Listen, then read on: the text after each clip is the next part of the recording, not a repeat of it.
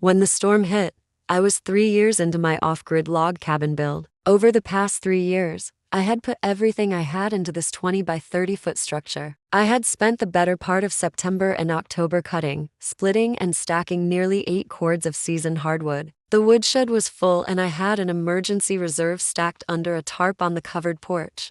My water system was a gravity-fed setup from a natural spring located uphill from the cabin. The intake was buried deep enough to prevent freezing and the pipes were insulated and wrapped with heat tape, powered by my solar battery bank. But the real challenge would be maintaining the flow if the storm continued for days. I had filled every available container with water as a precaution, old milk jugs, canning jars, and even a few 5-gallon buckets lined up in the mudroom like soldiers awaiting orders. And it was finally finished. It was built with my own hands using locally sourced timber, and it was all I had dreamed of when I decided to leave the chaos of city life behind. The 20 by 30 foot structure had 8-inch thick hand-hewn logs and every joint was chinked with sawdust mortar. It had already weathered to winters admirably, but this one was different. The snow was falling so heavily that I could barely make out the woodshed 50 feet from the cabin. The wind was howling through the pines and aspens at 40 miles per hour with gusts up to 60. I'd experienced winter storms before,